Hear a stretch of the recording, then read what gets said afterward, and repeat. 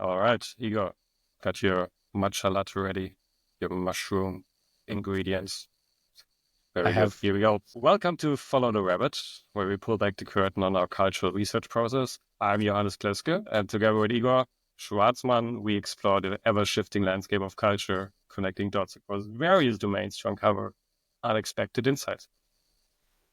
Throughout this season so far, we've been investigating the emergence of health as luxury, a phenomenon that raises fundamental questions about both concepts. What do we actually mean when we talk about health these days? And how is our understanding of luxury changing in this context? That's what we're really interested in. And today we prepared two fascinating examples from the Western world that might help us understand these questions a bit better. So we're going to start with a luxury grocery store in Los Angeles, I'm sorry. It has become a cultural phenomenon. That's right, a grocery store. And then we're going to look at a supplement powder that I'm pretty sure almost all of you have heard of, and look at what that's all about. So both of these cases intrigue us, not just to what they are, but for what they reveal. Sorry. For what they reveal about our changing relationship with health and status. So, Igor, let's start with Erewhon. Why the hell does a grocery store become a cultural phenomenon? I actually just noticed like how we have two examples that are extremely similar and at the same time very, very different in the sense that one is super localized and the other one is like omnipresent and exists kind of like almost in the public imagination of social media. But at the same time, they do represent a very similar kind of thing.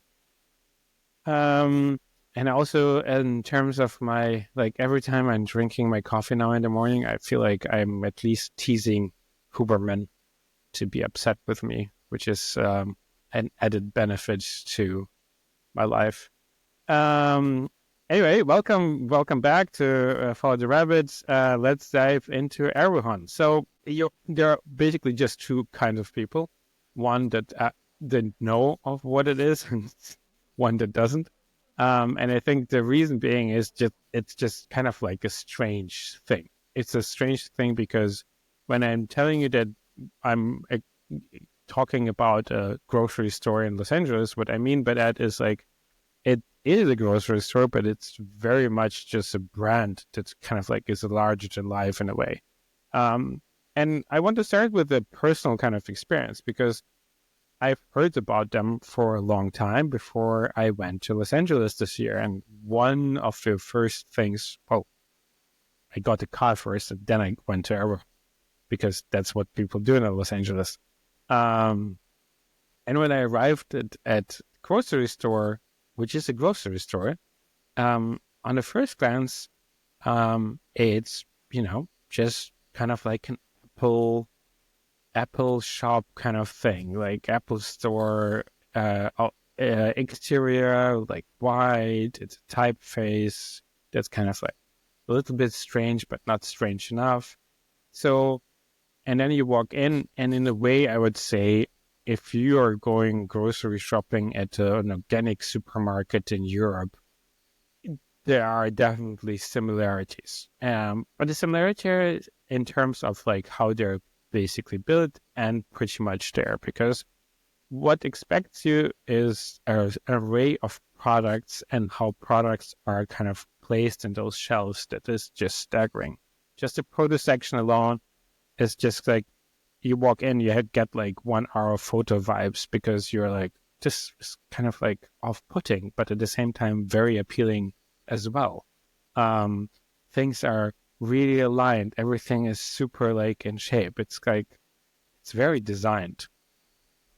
And at that time, I was one of those people who were super interested in what Erewhon is, but I was not standing in line for 40 minutes to get a smoothie. So I had to content myself with just a drink section, which I have to say, like when I stepped in front of the shelf with just the cans of different things, I was mesmerized and I just couldn't believe the variety of things that I had. And one of the cans that I bought and I'm kidding you not, is an adaptogenic sparkling cola, a mushroom cola to be precise.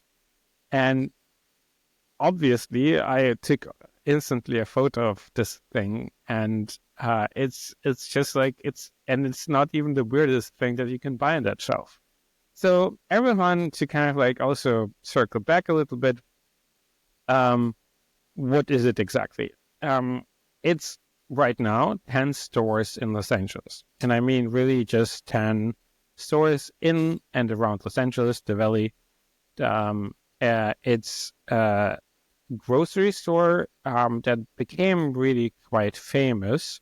But before it was famous, it was actually around for a very long time. It was actually started in the 1960s, and the same family who kind of like had it maintained it until 2011 before it was acquired by Tony and Josephine Antocci. And those two people know how to run a business because when they acquired it, an individual store would have about 180,000 in revenue during a week. Right now, on average, in all those 10 stores, they're averaging 900,000 in revenue.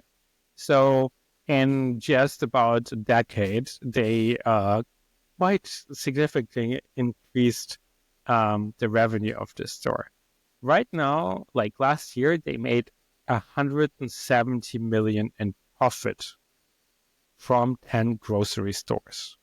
Just, to give you some context of why this thing is so important. And one of the reasons is obviously the products that they have, but it is Los Angeles, and so it's an entertainment town. And so we cannot talk about grocery stores without talking about somebody like Kanye, who mentioned kind of that he goes to their stores in 2018, which attracted other people. And by other people, I mean mostly influencers who would start going to this shop or one of those kind of like shops. And through that, they actually managed to start collaborating with influencers. And that's one of the reasons why they're actually also quite so big. Because one thing that you hear when you hear about Erewhon a lot is their smoothies. And that's what I kind of like mentioned at the beginning. I wasn't standing in line for 40 minutes for their smoothies, but other people do. And it's the quietest line, at least the quietest line after Berghain, that you will find because everyone stands there in anticipation for their $20 smoothie. And I'm not kidding you. It is a $20 smoothie. In fact, when they started doing smoothies, the first one kind of like a collaboration between an influencer and Erewhon, they started quite successfully, but something was missing. At that point, their branding wasn't that prevalent, and the smoothie looked actually kind of healthy. It, like when you if you actually make a smoothie at home, you end up inevitably with something that kind of looks muddy, I would say. Like it's kind of like you're like, well, I guess like I need to drink this because I read and I researched that it's going to be good for me. So when you mix your greens and your reds again, and you get a wonderful, beautiful brown. Yeah, it's like I've been there so many blueberries. Like, times. what's up with that? Yeah. Like, help me, blueberries. Like, work with me. And the thing is, like, I mean, it being all in Los Angeles and a town full of like signaling and entertainment, and they actually thought about how to change that. And I kind of want to read this section from an Eatery, I think, article that we have here, and it's beautiful. Like, I love their smoothies, but they aren't always the most beautiful things, Hubert said. I thought, why don't we make it not only delicious and healthy, but something really shareable and beautiful? The result, Marina's Coconut Cloud Smoothie, $17, which I think is now 20, came in a swirling array of blues that spirulina and blew up when it launched in March 2020. Not long after, Bieber herself reached out to design a smoothie which became the biggest seller ever. Erewhon still sells 12,000 a week. That's 864,000 a month in Hailey Bieber smoothie sales alone. So to kind of give you this context, and obviously it's not only really good business, it's just also really photographable, and so is also very shareable. And so that really catapulted Erewhon into this mesmerizing brand that is definitely larger in life than it actually is, despite the fact that they're still a significant business. And it's just a really kind of like fascinating thing because they're now collaborating with Balenciaga. You can actually buy an Erewhon Balenciaga t-shirt for $600.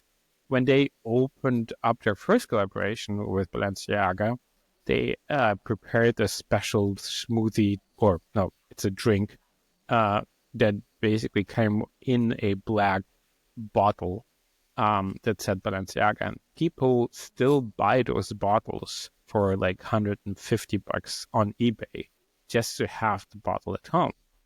Smoothie bottles are the new sneakers.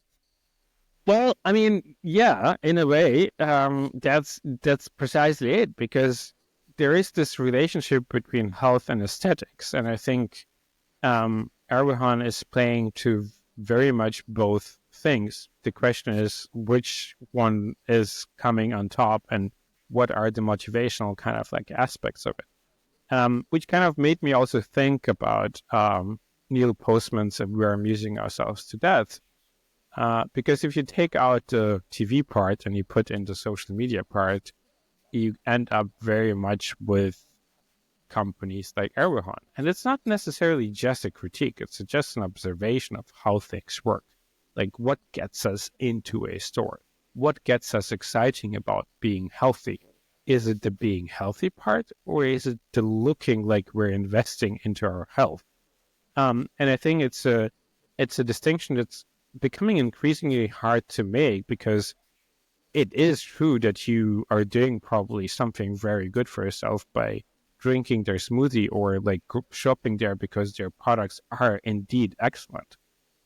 Is it really the best investment into your health, bang for buck and bang for money, for time? Probably not. But can we actually make that distinction at this point? And I think, I mean, to kind of like come back to that mushroom cola thing, when I told you about it, I didn't actually tell you whether or not it was good, and it wasn't. But that's not the point. It didn't taste like mushroom, and it didn't taste like cola.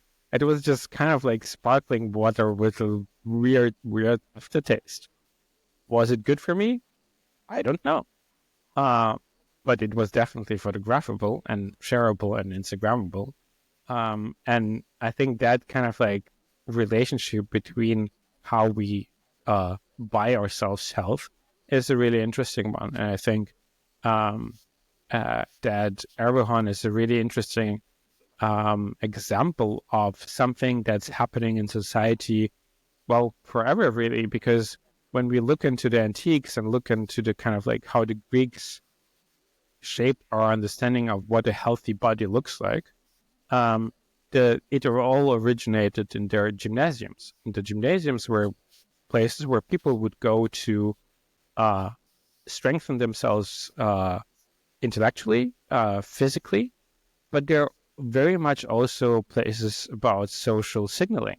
Like the place that you go to, the way how you behave there, like what it represents to the rest of society, was very much part of the appeal of going to those places. So that separation between what we do for ourselves in terms of health and what it actually means to other people is really maybe not separable at all. And I think Erewhon represents very much an extreme version of it in terms of it being very medially kind of available and being kind of like mostly a narrative, in a sense that it's just a photo for most people. But at the same time, it does something about how this works today. And I want to end on kind of like the name. The name is actually an anagram for nowhere. and it's based on a book by this fella called Samuel Butler from 1835.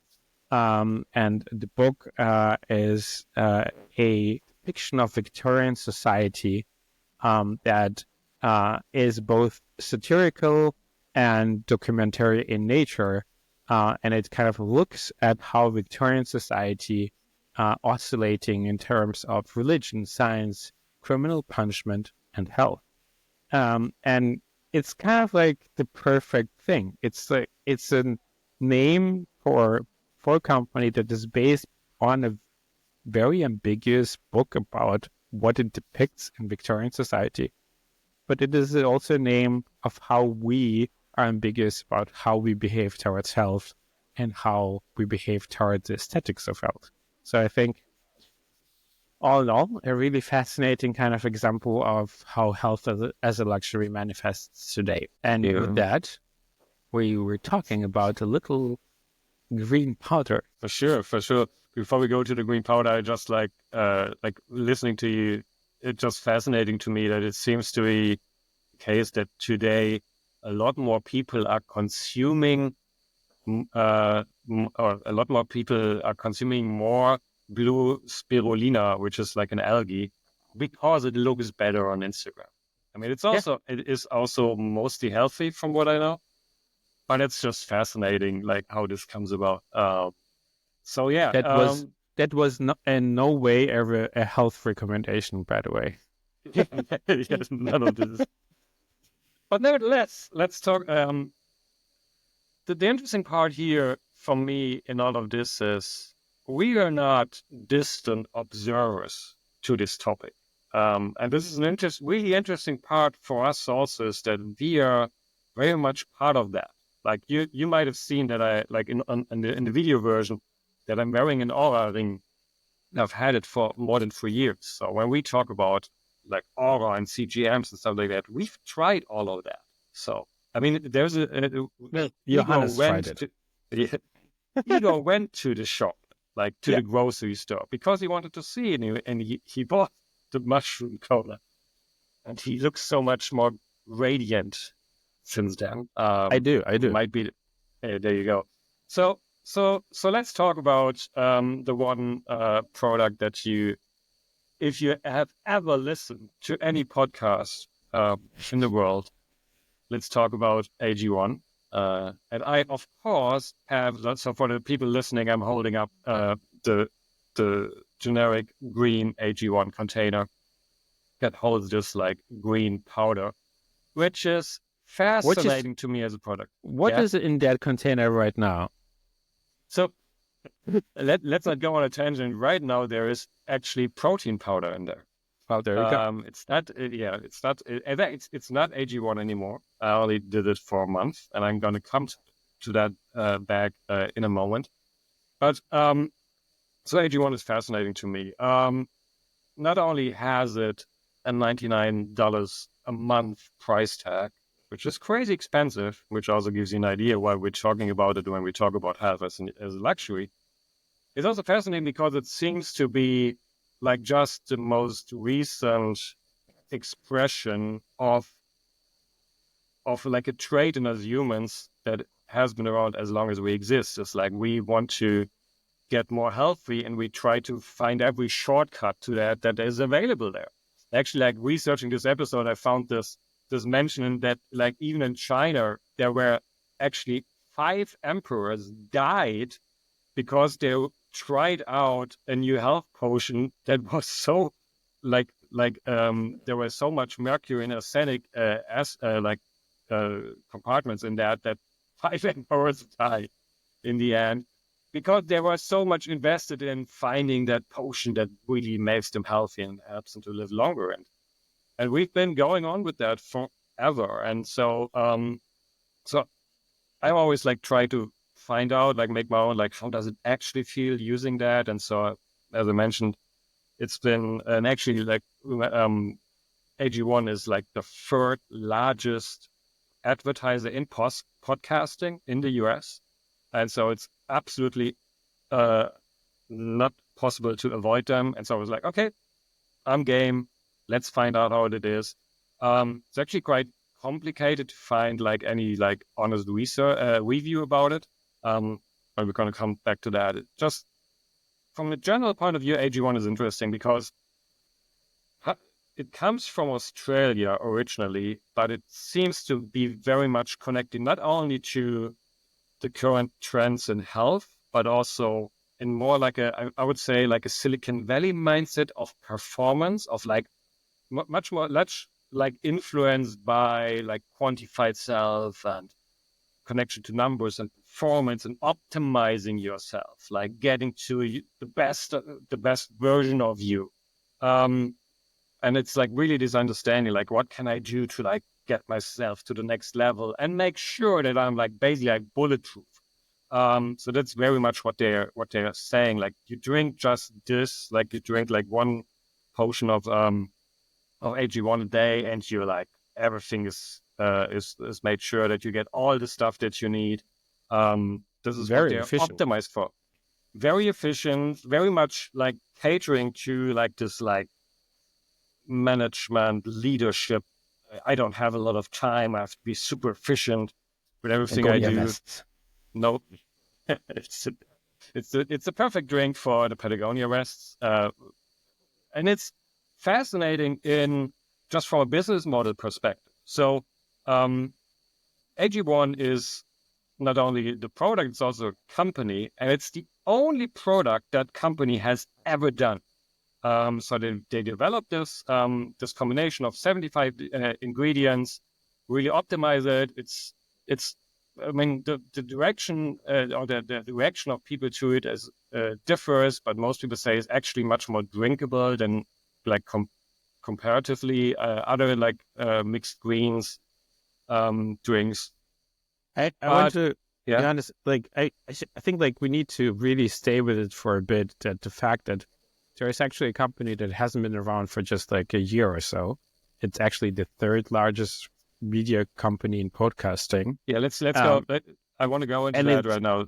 and kind of like they only have one product. Yeah. Like So it's almost unheard of because it requires a very like high amount of discipline to not venture out. yeah, and the really crazy part is so not only do they large advertising or they're very advertising focused, so they have one product. It's this mix of greens. It's a subscription model. You pay for it every month. You get like a bag every month. You pay for it every month. They got for that more than $115 million in venture capital. It's like there were so many venture capital funds who said, we believe this is going to be a large moneymaker in the future with just this product. And sure, they keep like trying to improve it and things like that. But I'm pretty sure almost all of the, or let's say at least 100 million of the 150 million went into media. So this is why they are able to basically sponsor every podcast out there. They have TV advertising. I actually don't know in how many markets they're available, but they're definitely very present in Germany. Like they're completely unavoidable on YouTube, and wherever there is advertising, they are very present in that. And so, and because it's so expensive, it is most definitely, in a sense, a luxury product. But it's really fascinating and how does actually feel because so I tried it out and I was reluctant because I tried to find a lot of like honest reviews, which is almost impossible because to this day, I haven't met a single person who actually is using AG1 on a regular basis who is not paid for that, who is not like a podcast host or an athlete or somebody else who's actually on a regular basis paying for that. So it also makes it really difficult to find honest reviews online because basically every blog article or YouTube video who is reviewing AG1 is sponsored by them or has like an affiliate marketing connection to them.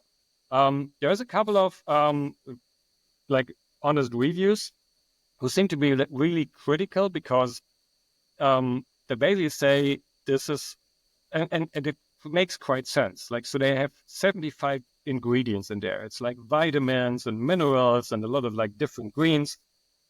We don't know like the exact like how much of what is in there because it's proprietary. So we actually can check that. And if you think about it, there are 75 degrees in there in like a scoop. So it very clearly, and that's the main critic of it, there's by far not enough of all the stuff you need in there, because for that it needed to be much more, like just like from volume size. So I compare it to like saying, oh, you eat a leaf of arugula a day, being the same as eating a whole salad. So it doesn't just work out. It's a very expensive product that actually does very little. It's also very interesting if you cancel your subscription, they will get, I know most of the people need to take it for at least 3 months before they feel like anything. It's like, well, okay, interesting. And then and all of their like proof of concept is people like reporting back to them how much better they feel, which is basically placebo effect to a large degree. So I was like, I don't know, I'm not sure how this actually works out. And then for me, in observing myself in using that, I found it really interesting because there is so this is an expensive product. So, and when we talk about health as luxury, there's a huge signaling component to that. Like you make pictures of the fancy smoothie and put them to Instagram, and they seem to be trying to go into a similar direction. So you have, if you order for the first time, you get the fancy container, you get like a bottle that has the name on it, and you know that you can walk into any gym in the world, get out your AG1 bottle, and everybody will know, oh, that One of person has those. money. They are willing to pay a lot of money for their health. But I observed for myself this effect where like, oh, that's actually not the case anymore, because it's so over-present in all of media. I think it really has lost this appeal of like, this is a luxury product. It also is very like unclear if it has any actual impact on your health. And so I found I was actually like kind of ashamed. Like it felt like if I walk around with an AG1 bottle, if people might think, oh, he's fallen for the Ponzi scheme. Like he got, he clicked, or he's the stupid person who clicked on the advertising on Instagram or something. But So I was like, yeah. So you're not wearing your Patagonia vest either. We're not talking about this, Igor. I thought we had an agreement. Yeah, so this is what I really like. I was like, I don't want to have this on the shelf. Like people come into my kitchen, they see it's like, wait, you bought this? And this is so interesting for me, like how they like by over advertising it, like putting everything into media, they took what is from a price point luxury product and made it and like watered it down. Like it doesn't work anymore as a signal. And that for me is like the really interesting part in here, where it's always a bit more complicated of what luxury actually means, and how this whole like, oh yeah, you just take this to make sure this doesn't actually quite work. You have to be much more like understanding of like how signaling works. How do you like create exclusivity? Like the thing is, I think like in comparison to Erewhon is, I can't just walk into any store and buy a $20 smoothie. Like this is like an exclusive. I've been there. I've been to the place. It's much more connected to locations and things like that. And I think like this is really interesting how AG1 like kind of overdid it, and now at least have lost me as a client, or like I hadn't had a chance to keep me in there. And so it's a very different thing. It's also interesting because it's all based on media, but in a very different way, because they just used money. They just threw money at that. And that apparently isn't enough to actually create a product that really works in that context. Yeah, I mean, it is absolutely, because in a way, Erewhon, like when they really took off, was during the pandemic years. So everything was closed down. People couldn't go out, they couldn't spend, and going to Erewhon was like people would dress up. They would be kind of like it became an event, and because you had income that you couldn't spend on like going out and spending it in restaurants, the $20 smoothie became, I think, a little bit more accessible through that. But it became a place of congregation. So there is a different aspect to it where that doesn't quite happen with posting your AG1 bottle drink thing on Instagram, because that's the only common denominator that you had at that point with AG1. And I think what you're saying is really important, because luxury is a really tricky thing. Like, a lot of luxury is defined by obviously the communication aspect of it, but at the same time, the original kind of notion of luxury was very much associated with quality, with the actual build of something. And you can narrate it in today's world, but if it actually doesn't work, if it is not sustainable, if the effect is kind of like not really there, you only have that option of pushing it into the market. And I think, like, without going into too many details about the finance aspect of it, there is, I would doubt, for example, that they would be able to raise that amount of money today. Right? Like the market for growth startups of that kind, even if like just the subscription service side of it, it disappeared. Like nobody will put 115 million into them again. And it's actually kind of interesting to see where they will end up when the money dries up, because is it a sustainable business? Do they make enough money now? How much more investing would they need?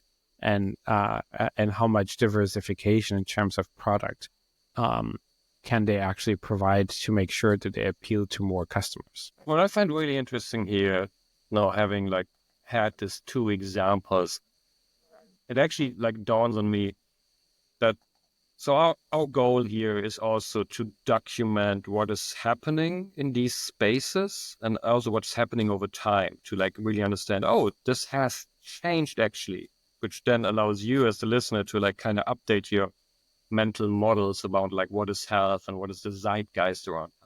And I think actually that AG1 and Erewhon are basically more like 2 points in time of what health was understood. I think AG1 is actually an older model. It's been like more like 5 years ago or something like this, or even longer ago, where it was much more this like quantified self, Silicon Valley self-optimization mindset about health, where it was really like, oh, I'm just going to use this and it's going to make me perform better and I save time and I'm so super busy and I just want to bulletproof myself. And we moved on from this understanding of health, where it's much more about like holistic understanding, and it's more about like, so it's like nutrition, it's flexibility, it's breath work, it's like all these like what are the current like hot topics in LA.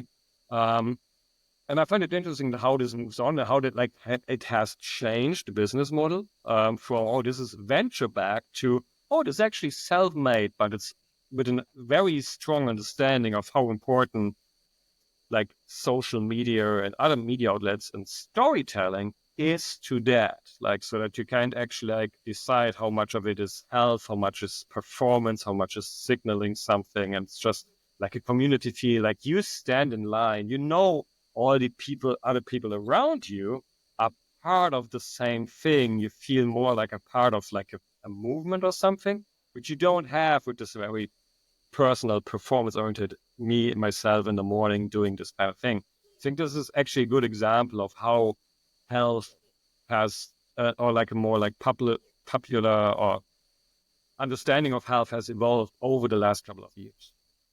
And it's, I mean, obviously that somehow like connects a little bit to previous episodes as we recorded around third places. And if you look at those super exclusive gyms, they do come with personal nutrition trainers, and they would actually recommend you other things that you can be consuming. So it's kind of like that is also now becoming part of a business model where you don't buy AG1 just for AG1's sake.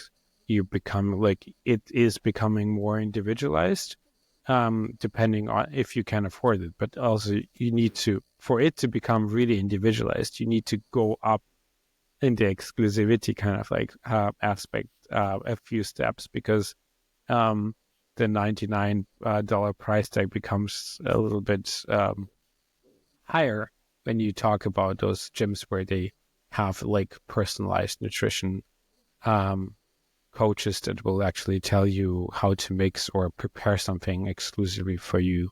Although there is also, I mean, everyone's kind of like system is different, but at the same time, we do know that there are certain commonalities that affect everybody. And so while it is individualized, it is also, there are very kind of like themes basically that go into those products basically every time. And yeah, I mean, that this is for us like a way of really documenting how this expresses itself in culture, how is consumer behaving out there. And I think documenting other examples will also provide just a broader perspective of how we see how health is represented in society right now.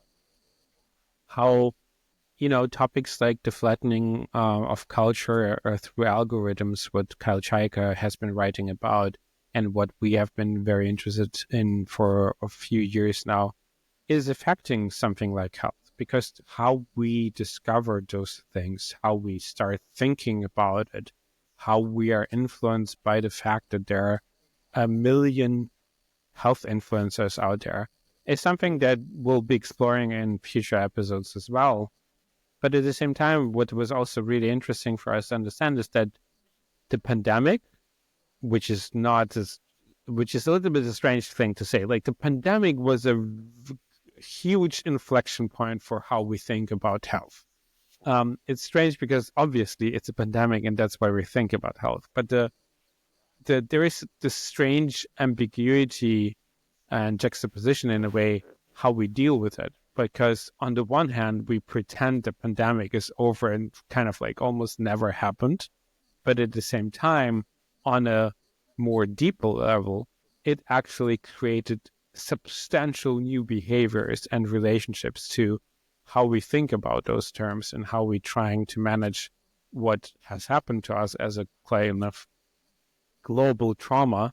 And I think those ways of how this works and how this expresses itself is quite different depending on society, culture, income, and ability to invest time also into understanding how to make yourself healthier, or at least how to look like you're healthy. Yeah, I think that's a good place to bring it to an end for today. Thank you all. And see ourselves and hear ourselves on the next one. Have a good one. Stay Bye. healthy. Yeah.